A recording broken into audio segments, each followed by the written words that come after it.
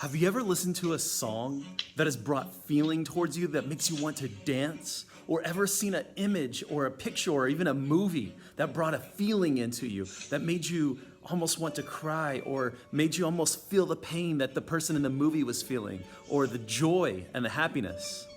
Well, a lot of artists want the same thing to happen. When they're painting, they have this emotion that they need to express. And so they let their hand dance across a painting as they paint in hopes that the person that is viewing their painting later will also have that same emotion.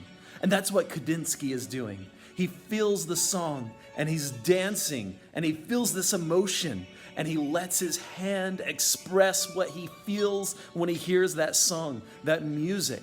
When he hears this swoosh in the sound, he has a swoosh that goes down to paper.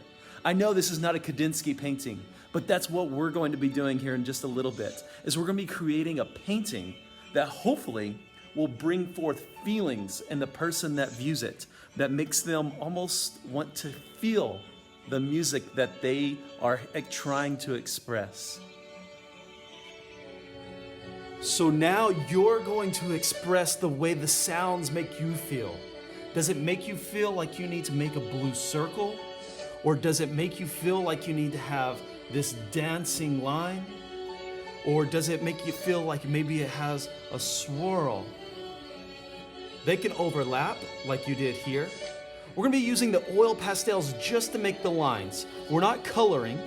We're not gonna color with oil pastels because we're gonna color using watercolors. But first, we're just going to put down the lines.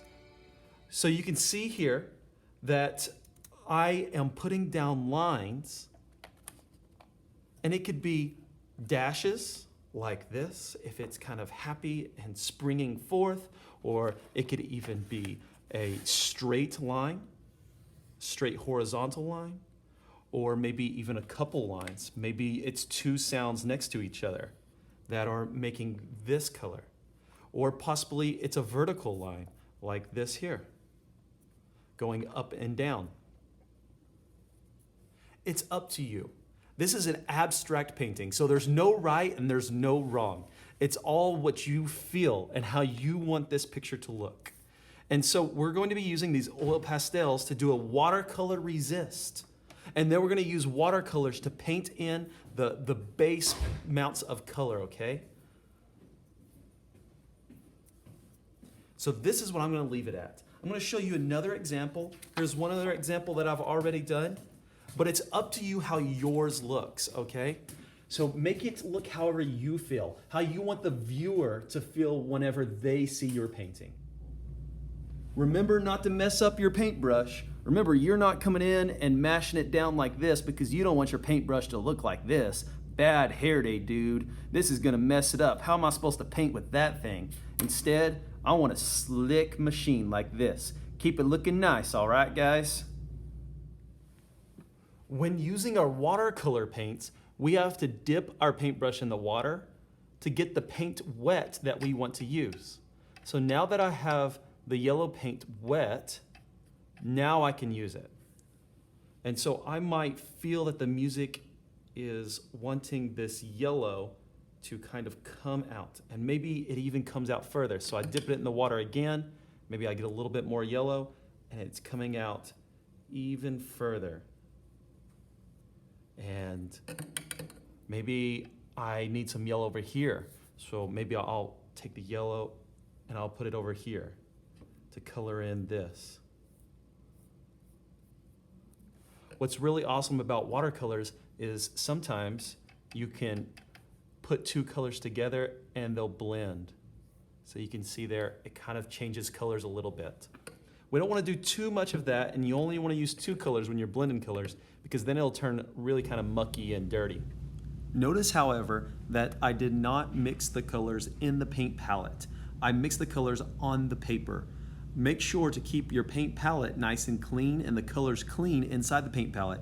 If you want to mix the colors, I put down the yellow on the paper first, and then I mix the orange on the paper with it, and then wash my paintbrush again before I got the next color. Do not mix the colors in the paint palette. Keep those nice and neat. You can also tell that the watercolors is kind of see-through. It's kind of watered down. That's just the way the watercolors are supposed to look. That's the way watercolors are. This is not acrylic paint. It's not going to be a strong, bold color. However, it is a color that is going to be somewhat see-through, and then whenever it dries, it'll be a little bit more solid. The next thing we're going to do is a watercolor resist. You can see here now I'm putting color on top of the oil pastels, and the oil pastels are pushing away the waters in the watercolor. And so I'm painting right on top of it, and it just pushes away that color.